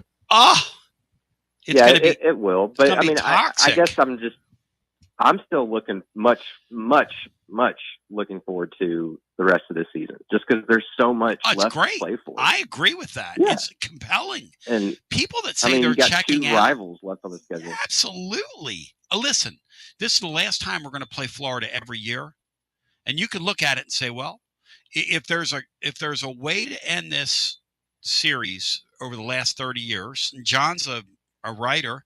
What's the better arc? You win that game, or you just go down there and do the JOB like you always do? What's the better way to end the arc? What's the more fitting way to end the arc? Well, yeah, you want to win it. And here's the thing, too. Yeah. Since you won't be playing Florida every year, that streak continues, and it's hanging over your head the next time you go to the Swamp. So this would be a great opportunity to end it. I do think, as upset as Tennessee fans are, those games now with Florida, I just am not sure about Florida's state of mind going into that game. I think a lot of guys might be wondering, where will they play next year? That's a point. You can only take so many of those losses. I think it's going to get fired up for Georgia, a chance to knock off Georgia. Yep. And I think he'll get fired up against Ole Miss, a chance to knock a team out of a playoff. I agree with Jakey. I think there's a lot left. I'm not turning college football into the trophy culture game. I enjoyed every week. They've also lost their best receiver, Dallas.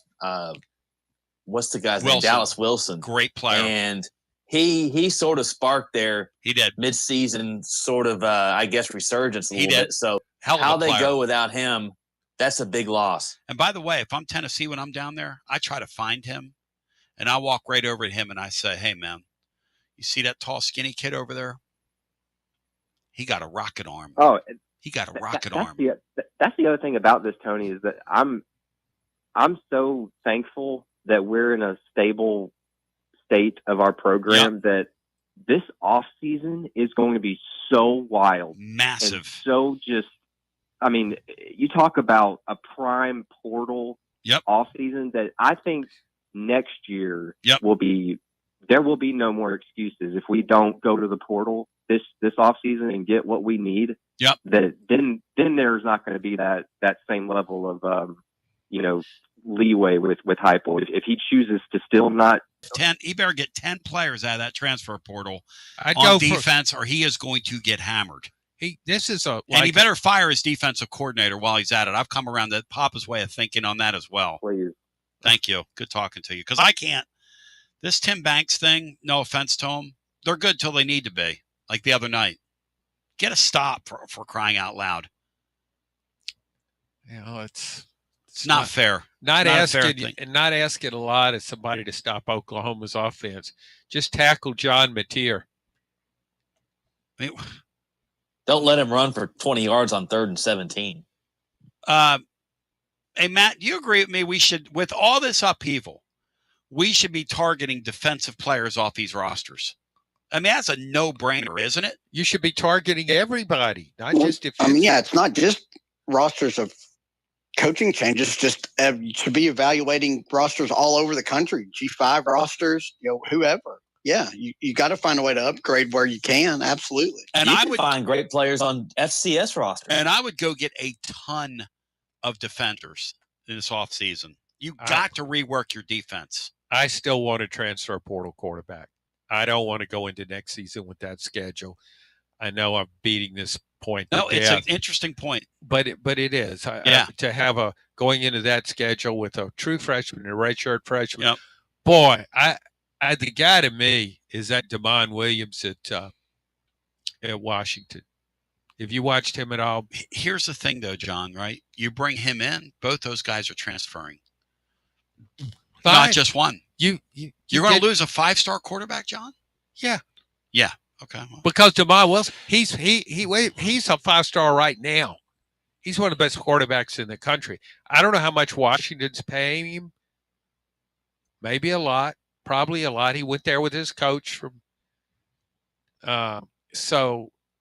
But boy, but there are players out there like that. If I'm going into next season's schedule, do you think that Tennessee, that George McIntyre can be Julian Sayin?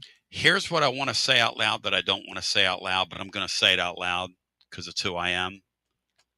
Tennessee finishes this season and goes 7-5. Josh Heupel's going to have to go get an experienced quarterback. Because John's right. because he'd be coaching for his job next year. Because I'm telling you right now, if you lose to Vanderbilt, you're going to wake up in a new Bugatti, a new reality, a new world, a world you've never seen here. And when people here turn it up on you, they know how to turn the flame up, man. They know, our fan base knows where that trigger is on that Bunsen burner, and they know how to make a test tube crack better than anybody. I mean, this little snippet we've gotten from Oklahoma, and then the just yesterday, the doom and gloom about the Vanderbilt thing. You know, I'm just like, I'm over here going, I've been here 30 years, and I was surprised by this reaction already. And if he goes 6-6 next year, the pressure, because of the money that this AD, and he's not alone, but the money these ADs are charging these people now it's just enormous. Even the working person to go to games, the money is just enormous.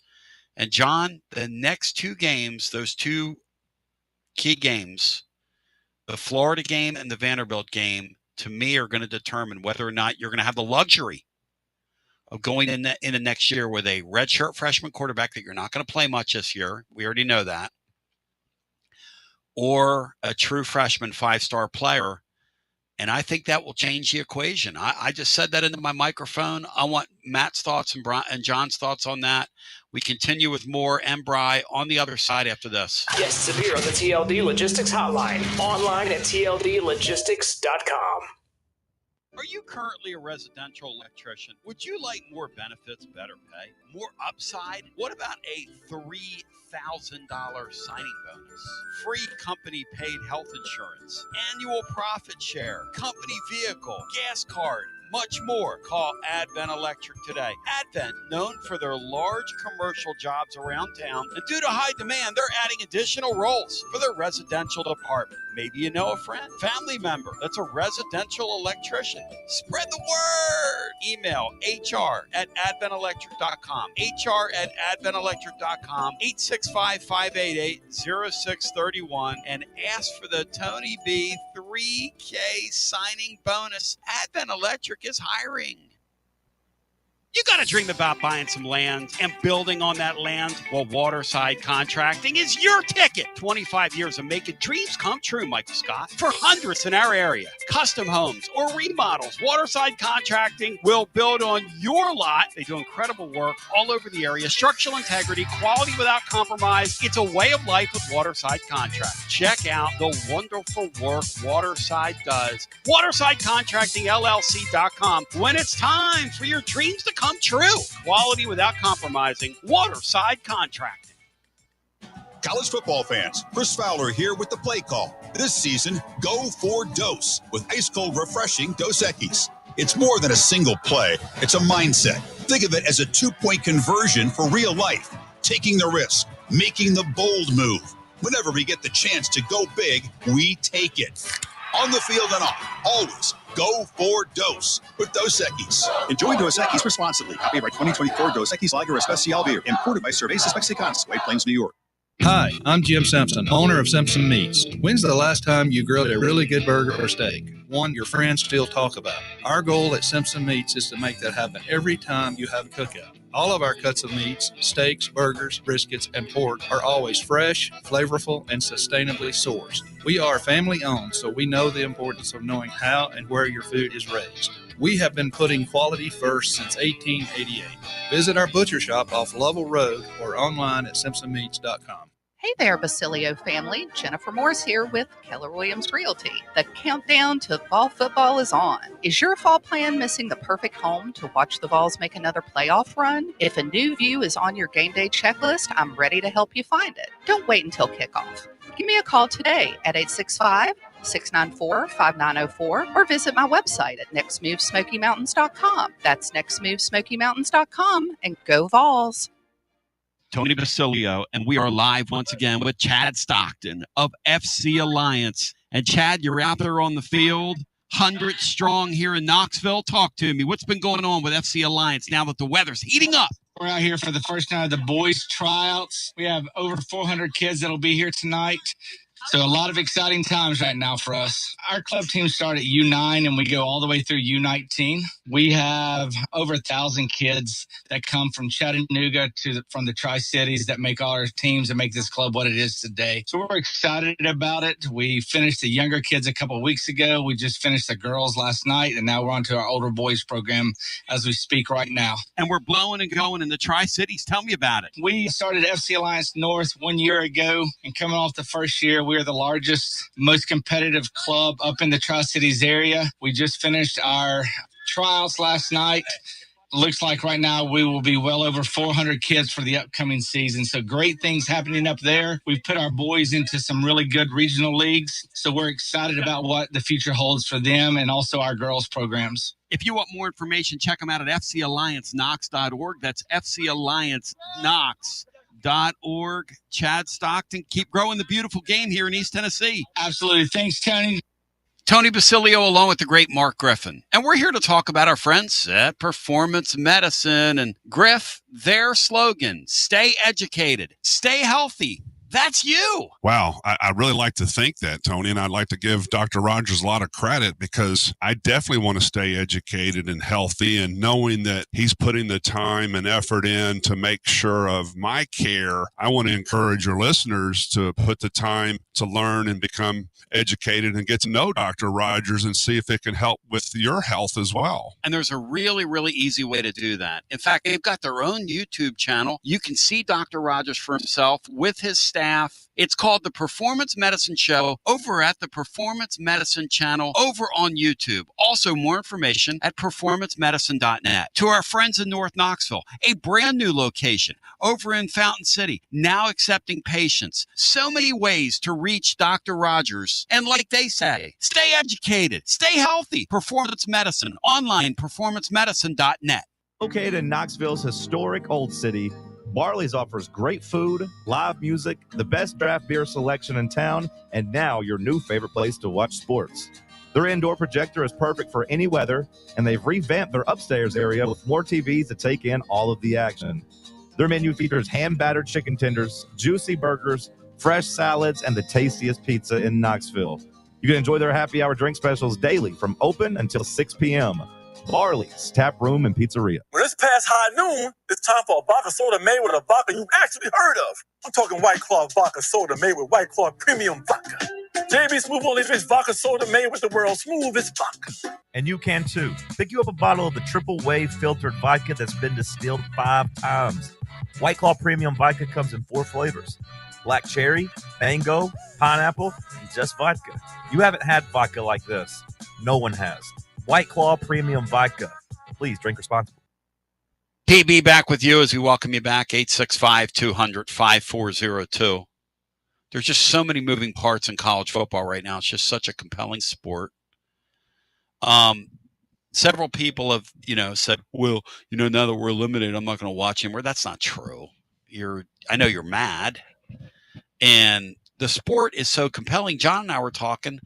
We're going to be watching that absolute toilet bowl game tonight. All these games are interesting, Akron John. and UMass. Come on, man. UMass is just an absolutely awful team with Yes. no offense. But Akron's such a traditional loser. I could see it flopping to the occasion and making that a close game. Say that Butch Jones game from a couple weeks ago. Where's Major Applewhite, Matt? What's his program? See, it's South Alabama. South Alabama. He's dreadful. Butchie boy. I mean, that game the other night that they put that thing on national television was unbelievable. It was one of the worst games I've ever witnessed. But it can be so bad, it's good. That's exactly right. It's like embrace the suck, as they say in the trade. I noticed watching that Kennesaw State UTEP game. Let's go. It's one of the more entertaining games I've watched. And Tennessee plays Kennesaw State next year. Kennesaw State could win Conference USA. I saw a game the other night in front of tens of people down there at down there at where were we? Oh God, what was the game, guys? What's the game you're on tonight? UMass and Akron tonight. So UMass is catching 11. Oh, it's gone up. It started out, it was 10. So catching 11. I love the camera shots on those kind of games. Oh, yeah. They get those tight shots. Oh, yeah. And like 20 people gather together. The cameraman just hangs with those people. It's like the old USFL days. My dad used to joke. He said, Tony likes the football league where the ball goes up in the air and the camera doesn't. Because they didn't want to show you how few people were there. So the ball goes up in the air. It's like Danny White's scoreboard. It just kind of disappears. Hey, but you know what? They like the numbers they get on TV. There's a lot of people that are watching that and betting on it, so it doesn't matter. Brian, nobody shows up. Brian, it's like ball games. Brian, did you say betting on it?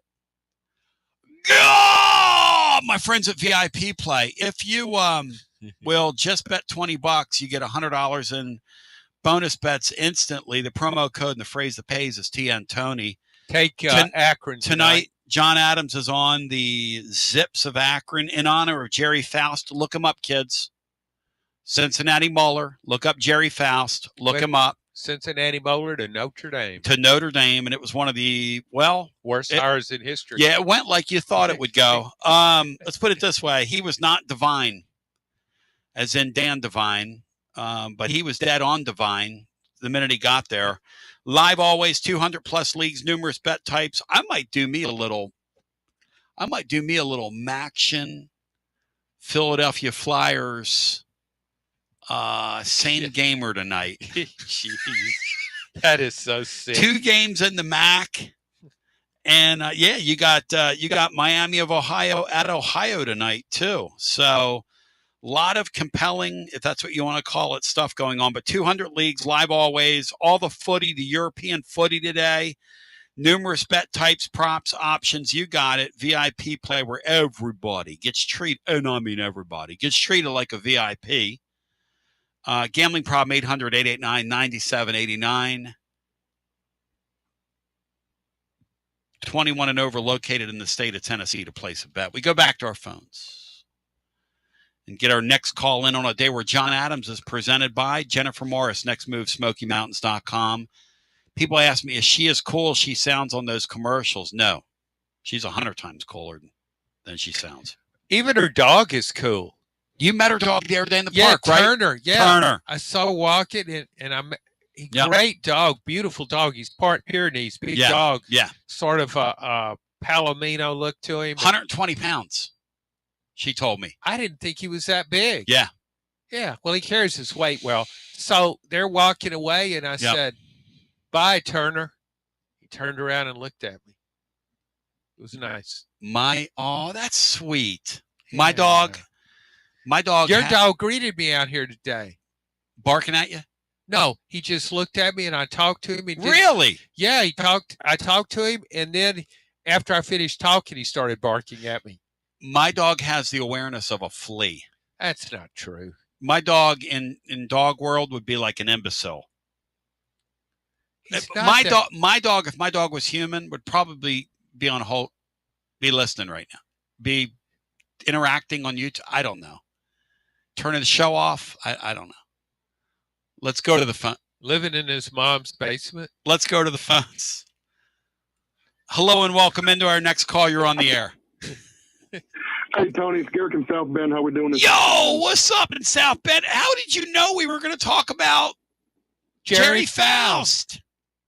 Oh, man. What's up, my brother? Well, I'm kind of new up here in South Bend. Nice. I'm not really too familiar with the lore and the Notre Dame lore up here. Yeah, enjoy the winter, and I'll give you John Bryce's number. You guys can hang out. Yeah. Well, I mean, we got a bye week this week, and we're playing a tomato can next week, and then we got Florida. So there's going to be plenty of time to talk about the Vols college football. I'd like to talk a little bit about Tennessee basketball, if you don't mind. Yeah, what'd you think of last night? Well, I think that anybody making any conclusions about what the starting five or the rotation by watching the Duke scrimmage and the game last night, they don't know what they're talking about, because I don't even think Rick Barnes knows what the hell he's going to do with that starting five and that rotation yet. I think that's an accurate statement, and I think they used last night. Like, the Carey guy has not had a good camp. and they're not happy with him, and he started. Okay. And look, if your starting two guard is a guy that looks like a Division II player on the offensive end and a Division I player on the defensive end, that's your starting two guard. Negadave's going to be right. If that guy plays a lot of minutes, Negadave's going to be right, and they're not going to have a very good year. That's not going to happen. So Tennessee will find numbers. I will give you one observation. This Nate Ament guy, I see what the NBA sees in him, and they've got to figure out ways to get him going quickly up the court. They've got to find that gear as the season goes along because he's really going to be able to play in transition for them. Yeah, I think you're totally right about Ament, and I think the most impressive thing that I've seen from him so far is that he's a mismatch no matter who you put up against him. If you put a big guy up on him, he's going to be able to run right around him, and if you put a short guy on him, a little guard on him, he's going to be able to get a shot off 10 times out of 10. I think that's very promising, and I think it's going to be important early on for him to really, get that confidence, and the schedule bodes well for that because we play nobody with the pulse until we go out to Vegas for that tournament. That's right. That's right. But I think the most exciting thing that I've seen from Tennessee basketball so far, and I know it's been an exhibition, and we played whoever last night, School of the Blind. That Brown kid, he is going to be a problem. He is going to be a great 4-year player here at UT. He's got the motor. Yep. He's a little undersized, but he makes up for that in wingspan. Yep. He's a little raw. He doesn't have a lot of moves, but he's got that motor. I know it's only 2 games in, but he reminds me a lot of a Grant Williams, and that's very, very exciting. I think he's going to be an awesome addition for this program. I think that's a great comparison. They had no idea, when you're talking about no idea, they had no idea that kid would be a player right now. They had zero inkling that he had this in him. He lost, after his junior year in high school up till now, he's lost a good 50 pounds. They had zero idea that he is who he is or would be what he will be, but he's going to be an impact player. You are exactly right. He's going to play real minutes this year. Our front line is fantastic. It will be criminal if we can't identify a 2-guard this year because we're going to have one of the better front lines in college basketball. Well, it's going to be the deepest front court in college basketball. Because, I mean, think of the run a couple of years ago where if Adu went out, we were hopeless because our big's out. That's right. I mean, we can filter 4 or 5 guys at the 4 and the 5, and we can run them out there. Hell, if Carey doesn't work out, just have them go out there and play hack-a-shack, whatever, and then we'll throw a Thriller or Cade or whoever in there. So I'm very optimistic about the basketball season. I think we'll find a 2-guard, a serviceable 2-guard. Yes. I mean, our starting 2-guard last year was Mashack, who couldn't hit the broadside of a barn, it seemed like. We played defense, hey, you're going to get the minutes, and that's just what Rick Barnes does. But I appreciate you taking the phone call. I guess the callers can get back to talking about Heupel's neck beard and his wardrobe. Love you, mean it. Go Big Orange. 865-200-5402. Hey, Matt and John, I'm not so sure I wouldn't let Ament play some 2-guard as we go along here in some sets because that's who he is. He's a wing anyway. And you could let him sit out there and shoot the ball a little bit. Boy, you could really go big. Yes, you could. But if you put him at 2-guard. Because this Estrella guy is a really talented player, and if he stays healthy, he's going to demand more playing time. Phillips is going to demand more playing time. Brown's going to demand more playing time. If Carey gets in shape, he's going to demand more playing time. You might be a matchup problem for people if you fool around with sticking Ament. I mean, it just comes to me. Got to have some threes. Got to hit some threes. He can shoot it. Matt, I love him. I love this Ament guy. He's a hell of a player. Yeah, got a lot of potential. Is kind of a matchup problem no matter where you put him on the floor. Yep. And you can, it's kind of a positionless, game now where, whether he's 2, 3, wherever, yep. You can get him the ball, just kind of give him that Dalton Connect role. But yeah, you are missing that scoring from your 2 guard that Chaz Lanier gave you last year. But he was also basically just a catch and shoot guy. Also, he couldn't create a ton, but you have to find that scoring from somewhere. And the thing is, and obviously, Amen's going to be that, and then Gillespie's going to be a better scorer than Ziegler was. There is very little doubt in my mind that once Gillespie gets going, gets his feet under him, gets to know his teammates, anybody drawing conclusions on last night's game, Gillespie is going to play a lot more and a lot better than he played last night. I can promise you that.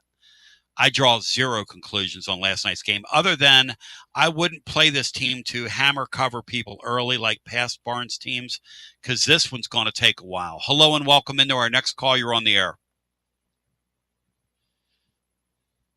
Let's try this again. Hi, welcome in. You're on the air. All right, you sit tight. Hello, welcome in. You're on the air. Hey, what's up, guys? Josh. Hey, Wingzo. Hey. Before I get to what I want to say, Tony, I really want to thank you for throwing my birthday party. I really appreciate what you do. It was incredible, man. It was incredible. Yeah. So I want to start off by saying I disagree with Dave on what he said last night about this basketball team, but I do think it's going to take about 5 or 6 games for this team to gel, and I think they're going to have a really good season. It's going to take into the SEC season for all these teams to gain their form, because it's pickup basketball now, like Mark Griffin said. Mark Griffin said last weekend here, this is pickup basketball. It's what we're watching now, and we have to be honest about it. I'm glad to see Auburn get their form last night, though. Yes, they're already in midseason form. Yeah, and I was hearing, Bronny, if Bethune-Cookman would have had their superstar last night, they probably would have beat that Auburn team. They were missing a player. Yeah, their superstar was out for Bethune-Cookman. Let's go, Stephen Pearl. Give me some hope, man. Stephen F. and Pearl. Give me some hope.